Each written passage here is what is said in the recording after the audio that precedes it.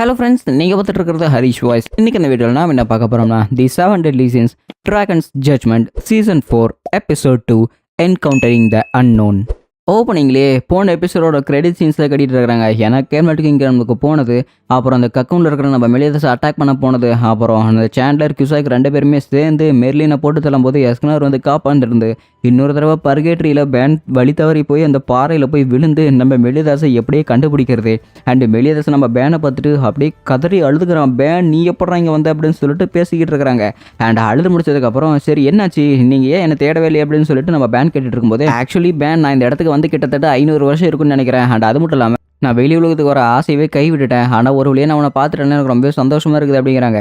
சரி பரவாயில்ல விடுங்க, எப்படியாவது நம்ம வழி கண்டுபிடிச்சி போயிடல அப்படின்னு சொல்லிட்டு பேன் சொல்லிட்டு இருக்கிறான். ஏன்டா உனக்கு வழி தெரியாத போகிறதுக்கு அப்படின்னு சொல்லிட்டு மெலியதாஸ் கேட்கும்போது, எனக்கு அது தெரியாதே அப்படின்னு சொல்லிட்டு இருக்கிறான். எந்த கேனைனாவது இங்கே உள்ளே வரதுக்கு முன்னாடி வழி தெரியாமல் வருவானா அப்படின்னு சொல்லிட்டு இங்கே மெலியதாஸ் திட்டிக்கிட்டு இருக்கிறான். நான் தான் உன்னோட ஃப்ரெண்ட் ஆச்சு, அப்புறம் எப்படி இருப்பேன், சரி வானா நீ நானும் சேர்ந்து போய் வழி தேடலாம் அப்படின்னு சொல்லிட்டு இவங்க ரெண்டு பேருமே சிரிச்சு பேசிக்கிட்டு இருக்கிறாங்க. அண்ட் அந்த பெரிய மலையிலேருந்து கீழே குதிக்கிறாங்க பாருங்க. ஸோ இவங்க ஒரு பிளானோட தான் இறங்குறாங்க. இறங்கினதுக்கு அப்புறம் தான் தெரியுது இவங்களுக்கு என்ன பண்ணுறதுன்னு தெரியல. உங்ககிட்ட ஒன்று விஷயம் சொல்லிட்டா, இப்போ நமக்கு போட்டுக்கிறதுக்கு ட்ரெஸ் வேணும், சாப்பிட்றதுக்கு சாப்பாடு வேணும். அதுக்கு இப்போ நான் ஒரு எக்ஸ்ப்ளனேஷன் கொடுக்க போகிறேன் பாரு. இந்த இடத்துல மொத்தமாக 2 விதமான மான்ஸ்டர் கிரியேச்சர்ஸ் இருக்குது. ஒன்று வந்து இந்த இடத்துல வித்தியாசமாக இறக்கப்பட்டு அவங்களோட ஆத்மா ரொம்பவே டிஸ்பயர் ஆகி அதனால தான் இவங்க மிருகமாயிருப்பாங்க. அண்ட் அதே சமயத்தில் இந்த இடத்துக்கே அடாப்ட் ஆகி இந்த இடத்துல ஒரு உயிரினம் வாழும். இந்த மாதிரி ஒரு உயிரினத்தை தான் நாம் சாப்பிட வேணும் அப்படின்னு சொல்லிட்டு இந்த இடத்துல நம்ம மெலிதாக சொல்லிக்கிட்டு இருக்கிறான். அண்ட் அதே சமயத்தில் அங்கே பாதி கங்காரு பாதி சீல் மாதிரி இருக்கிற ஒரு மிருகம் பார்த்தீங்கன்னா இவங்களை ஃபாலோ பண்ணி முன்னாடி வேகமாக ஓடி போய்கிட்டு இருக்குது. ஸோ அதை பிடிக்கிறதா இவங்களோட வேலை. இப்போ நான் அதை பிடிக்கிறேன் பாருங்க ஃபாக்ஸ் ஹண்ட் அப்படின்னு சொல்லிட்டு அவன் ட்ரை பண்ணும்போது அது ஜஸ்ட் மிஸ்ட்டு தப்பிச்சு போயிடுச்சு. ஏன்னா இந்த இடத்துக்கு ஏற்ற மாதிரி தான் பார்த்தீங்கன்னா அது சூட்டபிள் ஆகி அடாப்டபிலிட்டியாக இந்த இடத்துக்கு ஏற்ற மாதிரி அது ரொம்ப வேகமாக போய்கிட்டு இருக்குது. அதை நம்ம எப்படியாவது பிடிக்கணுமே அப்படின்னு சொல்லிட்டு மெலியதாஸ் குறுக்கு நின்று இருக்கிறான். அது மெலியதாஸை முட்டி தூக்கிட்டு போயிடுச்சு. கேப்டன் என்னாச்சு அந்தளவுக்கு வீக்கா? ஏன்னா பெரிய டீமன் கிங் வர அளவுக்கு சக்தி இருக்குதுன்னு சொன்னீங்க, இப்போ அந்த பண்ணியை முடி தூக்கிட்டு போயிடுச்சு அப்படின்னு பேன் சொல்லிக்கிட்டு இருக்கிறான். என்ன பண்ணுறது, நான் மெலியதாஸோட வெறும் ஒரு மெமரி தானே, அவங்ககிட்ட இருக்கிற சக்தி என்கிட்ட எதுவுமே இருக்காது அப்படின்னு இங்கே மெலியதாஸ் சொல்லிக்கிட்டு இருக்கிறான். சரி எதுவாக இருந்தானே அதை இனிமேல் நான் பார்த்துக்கிறேன், இதுக்கு மேலே அதை போராடுறது எல்லாமே நானே பார்த்துக்கிறேன் அப்படின்னு சொல்லிட்டு பேன் பார்த்தீங்கன்னா இந்த மிருகத்தோட வந்து மல்லு கட்டிக்கிட்டு இருக்கிறான். என்ன பண்ணாலுமே சரி அந்த மிருகம் இவங்ககிட்ட சிக்கவே இல்லை. டே அங்கே பாரு அவனுக்கு பின்னாடி இருக்குதுன்னு சொன்னதுக்கப்புறமும் இவங்ககிட்ட அப்படி தண்ணி கட்டிக்கிட்டு இருக்குது. அது கொஞ்சம் கூட இவங்ககிட்ட சிக்கவே இல்லை. ஆட போங்கப்பா, எனக்கு இதுக்கு மேலெல்லாம் பிடிக்கிறதுக்கு ரொம்பவே கடுப்பாக இருக்குது அப்படின்னு சொல்லிட்டு பேன் பார்த்தீங்கன்னா ஒரு வழியை கை விட்டுட்டான். அண்ட் அதே சமயத்தில் சரி கொஞ்ச நேரம் பொறுமையாரு, அதுவும் நம்மளை தேடி வரும்பார் அப்படின்னு சொல்லிட்டு இவங்க ரெண்டு பேருமே ஒரு பிளானாட்டை போட்டுக்கிட்டு இருக்கிறாங்க. அந்த மிருகமே பார்த்தீங்கன்னா பின்னாடி வந்ததுக்கப்புறம் ஒரே அமுக்குறான் பாருங்க. போட்டு இந்த மிருகத்தை நான் பிடிச்சிட்டேன் அப்படின்னு சொல்லிட்டு அப்படியே சந்தோஷத்தில் கத்துறான். ஸோ அந்த மிருகத்தை பிடிச்சிட்டாங்கல்ல அப்படின்னா அந்த மிருகத்துலேருந்து சாப்பாடு துணி எல்லாமே அதுலேயே கிடச்சிரும். ஏன்னா அந்த தோலை வச்சுக்கிட்டு நிறைய இவங்க துணி செஞ்சுக்கிட்டு இருக்கிறாங்க. அண்ட் அதே சமயத்தில் கேப்டன் என்னாச்சு, நீங்கள் நிஜமாலுமே ஒரு தடவை கூட வெளியே ட்ரை பண்ண வேலையா? அண்ட் அது மட்டும் இல்லாமல் உங்களுக்கு இங்கே வந்ததுலேருந்து என்னாச்சு அப்படின்னு சொல்லிட்டு பேன் கேட்டுட்டு இருக்கும்போது, ஆக்சுவலி நான் இந்த இடத்துக்கு வந்தோடனே நான் வெளியே வரலாம் தான் ட்ரை பண்ணிக்கிட்டு இருந்தேன். எங்கள் அப்பா என்னை ஏற்கனவே ஏதோ ஒரு ப்ரிசனில் லாக் பண்ணி வச்சிருந்தாரு.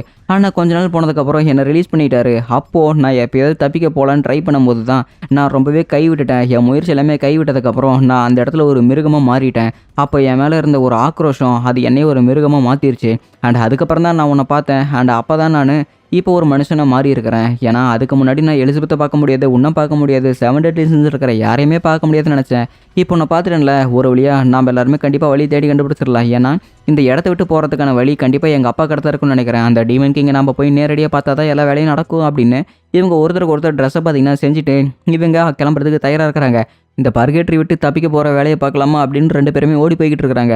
ஒரு விஷயத்தை செய்யறதுக்கு முன்னாடியே அதோட ரிசல்ட்டை எதிர்பார்த்துக்கிட்டு இருக்கேன். நீ மட்டும் இந்த வெளி உலகத்துக்கு போனால் என்ன பண்ணுவ பேன் அப்படின்னு கேட்டுட்டு இருக்கும்போது, நான் போய் என் காதலி பார்த்துட்டு வயிறு முழுக்க நல்லா குடிச்சிட்டு அப்படி போதையிலே படுத்துரும் அப்படின்னு பேன் சொல்லிட்டு இருக்கிறான். எனக்கும் பெர்னியோட சரக்கு குடிக்கணும்னு ரொம்பவே ஆசையாக இருக்குது அப்படின்னு சொல்லிட்டு ரெண்டு பேரும் ஒருத்தருக்கு ஒருத்தர் அப்படி பரிமாறிக்கிட்டு போயிட்டு இருக்கானுங்க. அப்படின்னு சரி நம்ம ரெண்டு பேருமே வெளியே போகிற வேலையை பார்க்கலவா அப்படிங்கிறாங்க. பின்னாடி இன்னொரு பெரிய மிருகம் வந்து அட்டாக் பண்ணும்போது நம்ம மெலிதாஸில் எதுவுமே பண்ண முடியல. கவலைப்படாதீங்க கேப்டன், இந்த மிருகத்தை எல்லாமே நான் பார்த்துக்கிறேன் அப்படின்னு சொல்லிட்டு நம்ம பேன் பார்த்தீங்கன்னா அந்த இடத்துல கத்திக்கிட்டு இருக்கிறான். ஸோ மெலிதாசுமே பார்த்தீங்கன்னா அந்த ஒரு மிருகத்தை மாற்றிக்கிட்டான். நீங்கள் எதுக்குமே கவலைப்படாதீங்க, அதான் நான் இருக்கிறேன்ல அப்படின்னு அந்த தூக்கிட்டு போன டிராகனையுமே அடிச்சு போட்டுட்டு கீழே இருக்கிற எல்லா மிருகத்தையுமே பார்த்தீங்கன்னா பேனை அடிச்சு போட்டுட்டான். இதெல்லாம் ஐயாவுக்கு கை வந்த கலை அப்படின்னு பேசிக்கிட்டு இருக்கும்போது இன்னொரு மிருகம் பார்த்தீங்கன்னா ஸ்பீஷீஸ் அங்கே வந்திருக்குது. அந்த மிருகத்தையுமே பார்த்தீங்கன்னா இவன் போட்டு தள்ளிட்டான். எனக்கு இந்த மிருகத்தோட கறி ரொம்பவே பிடிச்சிருக்குதுப்பா, அதனால தான் நான் இந்த மிருகத்தை அடிச்சு போட்டுக்கிட்டு இருக்கிறேன் அப்படின்னு சொல்லிட்டு பேன் பேசிக்கிட்டு இருக்கிறான். சரி மிருகத்தை வேஸ்ட் பண்ணக்கூடாது அப்படின்னு சொல்லிட்டு அந்த மிருகத்தையுமே பார்த்தீங்கன்னா கறி போட்டு சாப்பிட்டாங்க. பேன் சாப்பிட்டுட்டு இருக்கும்போது மெலிதாஸ் ஒரு மாதிரி பார்த்துக்கிட்டு இருக்கிறான். ஏன் கேப்டன் இப்படி பார்க்குறீங்க அப்படின்னு பேன் கேட்கும்போது, இல்லை நீ ரொம்ப வித்தியாசமாக இருக்கிற, ஏன்னா உன்னை பார்த்து நான் 500 வருஷம் ஆயிருக்குமா, அந்த 500 வருஷத்தில் நீ ரொம்ப டிஃப்ரெண்ட்டாக இருக்கிறீ அப்படின்னு மெலிதாஸ் சொல்லிக்கிட்டு இருக்கிறான்.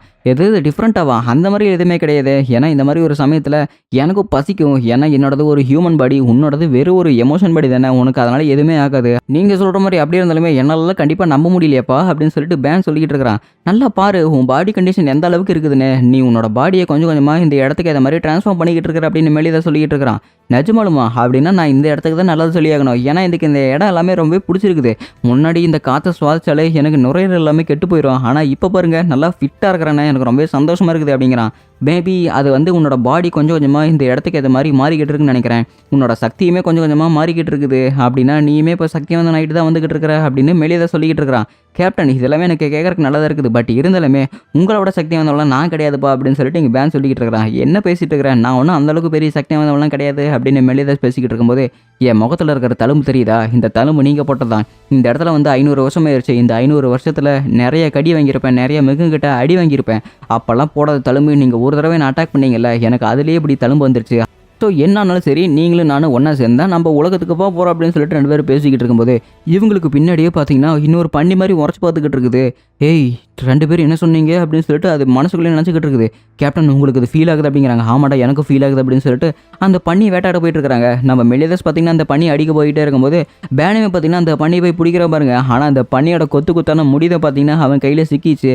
இப்போ என்னடா பண்ணுறது, அந்த பண்ணிக்கு இருந்து தப்பிச்சு போயிடுச்சு அப்படின்ட்டு இருக்கும்போது, நம்ம மெலிதாஸுக்கு பின்னாடி இருந்து அதோட பல்லை வச்சு அட்டாக் பண்ண ட்ரை பண்ணிக்கிட்டு இருக்குது. கொஞ்சம் அசைஞ்சிங்கன்னா அவ்வளோதான் செத்துருவேன். இப்போ என்ன சொல்லிட்டு இருந்தா, இன்னொரு உலகம் சொல்லிட்டு இருந்தீல, அப்படின்னா நீ வேற உலகத்துலேருந்து வந்தவங்களா, நீங்கள் 2 பேருமே வேற உலகத்துலேருந்து வந்தவங்களா அப்படின்னு சொல்லிட்டு அந்த பண்ணி கேட்டுக்கிட்டு இருக்குது. எதுக்காக நீங்கள் வந்திருக்கிறீங்க அப்படின்னு கேட்டுட்டு இருக்கும்போது, நாங்கள் டீமன் கிங்கை தேடி வந்திருக்கிறோம் அப்படிங்கிறாங்க. டீமன் கிங்கா, அவனை தேடி நீங்கள் எதுக்கு வந்திருக்கிறீங்க, அவனே ஒரு பெரிய மோசக்காரனாச்சு அப்படின்னு அந்த பண்ணி சொல்லிட்டு இருக்குது. உனக்கு அந்த டீமன் கிங்கை தெரியும் அப்படிங்கிறாங்க. எனக்கு அவனை தெரியும், ஏன் இப்போ அதுக்கு என்ன அப்படிங்கும்போது, அப்படின்னா கூட பேச்சுவார்த்தை நடத்துறதுக்கு சரியான சமயம் வந்துருச்சு அப்படின்னு மெலிதா சொல்லிக்கிட்டு இருக்கிறான். திரும்பி பார்த்தது தெரியுது, இந்த இடத்துல ஒரு பெரிய காட்டு பண்ணி இருக்குது. எல்லாரும் எப்படி இருக்கிறீங்க, நான் ஒரு வாரியர், என்னோட பேர் வைல்டு அப்படின்னு சொல்லிட்டு இருக்கிறான். டேய் நீ பார்க்குறக்கு அப்படியே ஹாக்கு மாதிரியே இருக்கிறடா அப்படின்னு சொல்லிட்டு எங்களுக்கு செம ஷாக்கிங்காக இருக்குது. ஹாக்கா அது யார் அப்படிங்கிறாங்க. இல்லை உன்னோட மாதிரியே என்கிட்ட ஒரு பண்ணி இருக்கும் அப்படிங்கிறாங்க. என்னது என்ன மாதிரியேவா அப்படின்னா நீங்கள் வேறு யாராவது பார்த்துருப்பீங்க, ஏன்னா சின்ன வயசுலேயே 8 மில்லியன் வருஷத்துக்கு முன்னாடி என் சின்ன தம்பியை இந்த டீமன் கிங் தூக்கிட்டு போயிட்டான், ஆனால் எந்த காரணத்துக்காக தூக்கிட்டு போனான்னு எனக்கு தெரியவில்லை அப்படிங்கிறாங்க. நிஜமாலுமே அந்த பண்ணி பார்க்குறக்கு என்ன மாதிரியே தான் இருக்குமா அப்படின்னு சொல்லிட்டு அந்த வைல்டு அப்படிங்கிற ஒரு கேரக்டர் சொல்லிக்கிட்டு இருக்குது. ஆமாம் நிஜமாலுமே அது பார்க்கறதுக்கு ஒன்ற மாதிரி இருக்குது, பேசுறதுக்கு ஒன்ற மாதிரி இருக்குது அப்படிங்கிறாங்க. அந்த பண்ணி அப்படியே அழுதுகிட்டு இருக்குது. என் தம்பி அப்போ உன்னோட உலகத்தில் தான் இருக்கானா அப்படின்னு சொல்லிட்டு அழுதுகிட்டு இருக்குது. ஆமாம் இந்த மாதிரி தர கதறி கதறி அழுதுகிட்டு இருப்பா அப்படின்ற 2 பேர் காதை பற்றிக்கிட்டு இருக்கிறாங்க. அழுதுட்டு வானத்தை பார்க்கும் போதே தெரியுது அந்த இடத்துல பெரிய ஒரு புயல் வர மாதிரி இருக்குது. ஏய் இந்த இடத்துல ஒரு புயல் வர மாதிரி இருக்குது, நம்ம என்னோட வீட்டுக்கு டக்குன்னு போயிடலாம் வாங்க அப்படின்னு சொல்லிட்டு அந்த வைல்டு பார்த்தீங்கன்னா அவனோட வீட்டுக்கு கூட்டிகிட்டு வந்துட்டான். நிஜமாலுமே இது உன்னோட வீடு தானா, இவ்வளோ பெருசாக கட்டி வச்சிருக்கிற அப்படிங்கிறாங்க. அப்பப்போ போர் அடிக்குது, அதனால தான் இந்த மாதிரி நான் செஞ்சுக்கிட்டு இருப்பேன் அப்படின்னு வைல்டு பேசிக்கிட்டு இருக்கிறான். நிஜமாலுமே ஒரு பண்ணி கட்டின வீடு மாதிரியே இருக்குது, ரொம்பவே வித்தியாசமாக இருக்குது, ஏர் குஷன்லாம் ரொம்பவே சூப்பராக இருக்குது போ அப்படின்னு சொல்லிட்டு ஏதோ ஒரு சோஃபா மாதிரி இருக்குது, அதில் பார்த்தீங்கன்னா உட்காந்துக்கிட்டு இருக்கிறான். அதை நான் ஒரே ஏர் குஷன் மாதிரியே பயன்படுத்தினதில்ல. சார் இந்தாங்க பண்ணியோட ப்ரைவேட் பாட்டிலேருந்து எடுக்கப்பட்ட டீயை குடிங்க அப்படிங்கிறாங்க. என்னது பண்ணியோட ப்ரைவேட் பாட்டை அப்படின்னு மெலிதாஸ் ஒரு மாதிரி பார்த்துக்கிட்டு இருக்கிறான். சரி எதுவாக இருந்தானே ஃபஸ்ட் நம்ம குடிச்சதான் பார்ப்போமே அப்படின்னு சொல்லிட்டு அவங்க 2 பேருமே பார்த்தீங்கன்னா அந்த டீயை குடிச்சிக்கிட்டு இருக்கிறாங்க. ஸோ டீயை குடிச்சிக்கிட்டு இருக்கிற வைல்டுமே பார்த்தீங்கன்னா அப்படியே ஒரு நிமிஷம் இதை பேச தயாராக இருக்குது. அதாவது 8 மில்லியன் வருஷத்துக்கு முன்னாடி என் தம்பியை அந்த டீமன் கிங் எடுத்துகிட்டு போனான், அந்த என்ன காரணத்துக்காக இதை எடுத்துகிட்டு போனான்னு எனக்கே தெரியல, அப்போ அவன் ரொம்பவே குட்டி பையனாக இருந்தான், அப்போ அவனுக்கு பிரியும் போது எனக்கு ரொம்பவே கஷ்டமாக இருந்துச்சு தெரியுமா அப்படின்னு சொல்லிட்டு வைல்டு பேசிக்கிட்டு இருக்கிறான். ஆக்சுவலி அவர் எனக்கு கண்காணிக்கிறதுக்காக தான் அதை பண்ணியிருப்பாருன்னு நினைக்கிறேன், ஏன்னா டீமன் கிங் என்னோட அப்பா அப்படின்னு சொல்லிட்டு மெலிதா சொல்லிட்டு இருக்கிறான். நிஜமாலுமா டீமன் கிங்கோட பையனா நீ, அப்புறம் எதுக்காக ஏன் தம்பியை எடுத்துகிட்டு போனா உங்கள் அப்பா அப்படின்னு சொல்லிட்டு வைல்டு கேட்டுட்டு இருக்கிறான். அவர் என்னை மானிட்டர் பண்ணுறதுக்காக தான் உன் தம்பி எடுத்துகிட்டு போயிருக்காரு அப்படின்னு சொல்லிட்டு மெலிதா சொல்லிக்கிட்டு இருக்கிறான். ஆனால் ஆமல்ல ஃபஸ்ட்டு நான் உங்களோட பேரை கேட்கவே இல்லை, சரி உங்களோட பேர் என்ன அப்படின்னு சொல்லிட்டு வைல்டு கேட்கும்போது என்னோட பேர் மெலிதாஸ், அப்புறம் இவனோட பேர் பேன் அப்படின்னு சொல்லிட்டு 2 பேரும் பேசிக்கிட்டு இருக்கிறாங்க. ஆக்சுவலி எங்கள் அப்பா இந்த இடத்துல ஒரு டீமன் கிங்காக இருக்கிறாங்க, அவர் என்னை கண்காணிக்கிறதுக்காகவே உன்னோட தம்பி ஹாக்கை எடுத்துகிட்டு இருக்கிறாங்க. ஏன்னா ஹாக் அப்படிங்கிற ஒரு மிருகம் இந்த பர்கெட்ரியிலிருந்து ரொம்பவே எவால்வ் ஆகி எந்த விஷயத்தையுமே தாங்கக்கூடிய அளவுக்கு ஒரு மிருகம் இருந்திருக்குது, அதனால தான் ஹாக்கு எனக்காக தேர்ந்தெடுத்துட்டு பாப்புலேட் இருக்குது அப்படின்னு இங்கே மெலிதா சொல்லிக்கிட்டு இருக்கிறான். ஓ அதனால தான் இன்றைக்கி ஹென்ட்ரிக்ஸன் அந்த அடி அடிச்சுமே நம்ம ஹாக் அன்றைக்கி உயிரோடு இருந்தாளா அப்படின்னு சொல்லிட்டு இங்கே நம்ம பேன் பேசிக்கிட்டு இருக்கிறான். அவனோட பேர் ஹாக்காக இருந்தாலும் என் தம்பியோட பேர் மைல்டு, என் மைல்டோட சின்ன கதைகளை பற்றி சொல்கிறீங்களா அப்படின்னு சொல்லிட்டு இந்த ஒயில்டு அப்படின்னு கேட்டுகிட்டே இருக்கிறான். ஸோ நம்ம ஹாக் என்னென்ன பண்ணுச்சு என்னென்ன செஞ்சிச்சு அப்படின்னு சொல்லிட்டு எல்லாத்தையுமே பார்த்தீங்கன்னா இவங்க சொல்லிக்கிட்டு இருக்காங்க. இதை கேட்கும்போது அவனுக்கு ரொம்பவே ஆனந்தமாக இருக்குது. ஐயோ எனக்கு இப்போவே மயக்க வர மாதிரி இருக்குது அப்படின்னு சொல்லிட்டு ஒயில் அப்படியே படுத்துட்டான். ஐயோ பேப்பர் கவராக இருந்தால் கொடுங்கப்பா அவன் வாந்தி எடுத்துக்கிட்டு இருக்கிற அப்படின்னு சொல்லிட்டு பேன் கத்திக்கிட்டு இருக்கிறான். அண்ட் அவனுமே பார்த்தீங்கன்னா அந்த உற்சாகத்திலே பார்த்தீங்கன்னா கக்கிக்கிட்டு இருக்கிறான். தம்பியை பார்த்து 8 மில்லியன் வருஷம் ஆகுதுன்னு சொல்லிட்டு இருக்கிறேன். ஆனால் இன்னுமே அவன் மேலே ரொம்பவே பாசமாக இருக்கிறேன் அப்படின்னு சொல்லிட்டு பேன் கேட்டுட்டு இருக்கும்போது என்ன பண்ண என்ன அவள் இன்னும் என்னோட செல்லக்குட்டி சின்ன பையன் மைல்டு தானே, அதனால நான் அவனை எப்பவுமே மறக்க மாட்டேன். அது மட்டும் இல்லாமல் மெலிதாஸ் உனக்கு பிரதர்ஸ் யாராவது இருக்காங்களா அப்படின்னு சொல்லிட்டு ஒயில்டு கேட்டுட்டு இருக்கிறான். நம்ம மெலிதாஸுக்கு இதை கேட்டோன்னே ஒரு மாதிரி சங்கடமாக இருக்குது. ஏன்னா அவனுக்குமே ஒரு பிரதர்ஸ் இருக்கிறாங்கல்ல, அதாவது 2 பேர் இருக்கிறாங்க.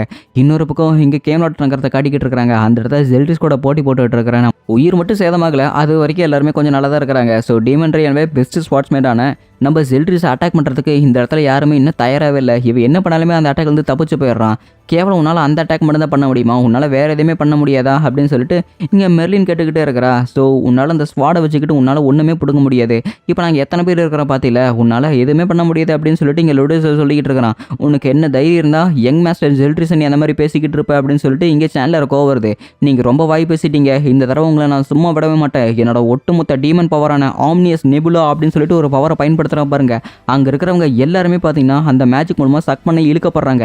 இழுத்த அடுத்த செகண்டே பார்த்தீங்கன்னா இந்த இடத்துல நம்ம மார்கரெட்டாவை அடிக்க போய்கிட்டு இருக்கிறோம். ஹில் தண்டர் உயிரை கொடுத்து காப்பாற்றிட்டா. இந்த பவர் என்னோட பாடி அப்படியே அப்சர்வ் பண்ணி இழுக்குது, எனக்கு என்ன பண்ணுறதுனே தெரியல அப்படின்னு சொல்லிட்டு அங்கே இருக்கிறவங்க எல்லாமே பயந்துகிட்டு இருக்கும்போது ஹென்ட்ரிக்சன் பார்த்தீங்கன்னா பறந்து போயிட்டான். ஹில் தண்டர் பறந்து போயிட்டான். ஆனால் நம்மளோட மெர்லின் அவளோட பவரை பயன்படுத்தி அவங்கள ஈஸியாக டிரான்ஸ்போர்ட் பண்ணிக்கிட்டே இருக்கிறா. இவன் என்ன நிமிஷத்துக்கு நிமிஷம் டிரான்ஸ்போர்ட் பண்ணிக்கிட்டே இருக்கிறா. இவன் இந்த அளவுக்கு சீட்டிங்லாம் பண்ணக்கூடாது அப்படிங்கும்போது லேடி மெர்லின் அப்படின்னு சொல்லிட்டு மெர்லினுமே மாற்றமாக இருக்கிறா. மறுபடியுமே டிரான்ஸ்போர்ட் பண்ணி இங்கே வந்துட்டா. இந்த அளவுக்கு இப்படி சக்தி வந்து இருந்துச்சுன்னா நம்மளால எதுவுமே பண்ண முடியாது அப்படிங்கிறாங்க. என்னாச்சு இந்த சக்தியை பார்க்கணும்னு சொன்னீங்க, இப்போ என் சக்தியை பார்த்ததுக்கப்புறம் உங்களால் எதுவுமே பண்ண முடியல அப்படிங்கிறாங்க. ஸோ மார்கரெட் அந்த ஸ்வாடை பிடிங்கிட்டு போய் கீழே விழுகிற மாதிரி இருக்குது. ஆனால் பார்த்தீங்கன்னா கரெக்டாக எஸ்கனார் பின்னே போய் விழுந்துட்டா.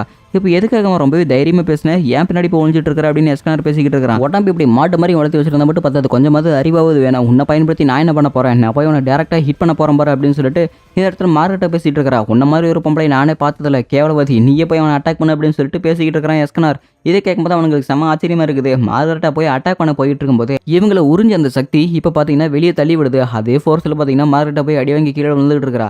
ஸோ இப்போ நம்ம ஜெல்ட்ரிஸ் வச்சிருக்கிற பவர் நம்மளால் தொடக்கூட முடியாது. ஏன்னா அவங்ககிட்ட ஃபிசிக்கல் எபிலிட்டி பவர் இல்லை. ஆனால் அவனோட ஆம்னியஸ் அட்டாக் வந்து ரொம்பவே அதிகமாக இருக்குது. டீமன் கிங்கோட பாதி பவர் தான் இப்போ இவங்ககிட்ட இருக்குது. ஆனால் அந்தளவுக்கு இவ்வளோ சக்தி வந்தவனா இருக்கானே அப்படின்னு மெர்லின் சொல்லிக்கிட்டு இருக்கும்போது இவனை தோக்கடிக்கிறதுக்கு எனக்கு ஒரு பிளான் இருக்குது, தயவு செஞ்சு கேட்குறே அப்படின்னு சொல்லிட்டு நம்ம எஸ்கனார் கிட்ட இங்கே மார்கரெட்டை சொல்லிக்கிட்டு இருக்கும்போது ஒன்றும் தேவையில்ல, உங்களை மாதிரி ஒரு பொம்பளை கிட்ட கேட்கணும்னு எனக்கு அவசியமே இல்லை அப்படிங்கிறாங்க. பைத்தியகரத்தனமாக பேசிகிட்டு இருக்காத, ஒரு கடவுளை நீ இப்படி தான் பண்ணிக்கிட்டு இருப்பியா அப்படிங்கிறாங்க. கடவுளாவது மயிராவது போ, நான்லாம் உன்னை பார்க்கவே மாட்டேன் அப்படின்னு சொல்லிட்டு எஸ்கனார் இடத்துல மார்கரெட்டாவை மதிக்காமல் இருக்கிறான். மார்கரெட்டாவுமே அந்த பவருக்கு அப்படியே அப்சர்வ் பண்ணிக்கிட்டு இருக்கிறா. அவளுக்காக ஒரு தடவை ஹெல்ப் தான் பண்ண எஸ்கனார் அப்படின்னு மெர்லின் சொல்லும்போது சரி மெர்லின் அப்படின்னு சொல்லிட்டு டப்புன்னு ஒத்துக்கிட்டான். டே அப்போ இவ்வளோ நேரம் நான் சொன்னதுக்கு என்ன மரியாதை, அவள் ஒரு வார்த்தை சொன்னதுக்கு எப்படி அக்செப்ட் பண்ணிக்கிட்டே அப்படிங்கிறாங்க. எது சொன்ன என்ன, எனக்கு மெர்லின் என் ஹார்ட்டுக்கு க்ளோஸ் ஆனவங்க, அவங்க என்ன சொன்னாலுமே நான் செய்வேன் அப்படின்னு எஸ்கனார் சொல்லிக்கிட்டு இருக்கிறான். இன்னொரு பக்கம் நம்ம மெலிதாஸ் எல்லாருமே பார்த்தீங்கன்னா டீமன் கிங்கை தேடுறதுக்காக போயிட்டு இருக்கிறாங்க. அதாவது டீமன் கிங்கிட்ட தானே இவங்க வெளியே போகிறதுக்கான வழி இருக்குது. அவங்க எல்லாருமே பார்த்தீங்கன்னா அதாவது நம்ம ஒயில்டு மெலிதாஸ் பேன் இவங்க 3 பேருமே டீமன் கிங்கை தேடுறதுக்காக அவங்களோட பயணத்தை தொடர்றாங்க. அதோட இந்த எபிசோட் முடிக்கப்படுது.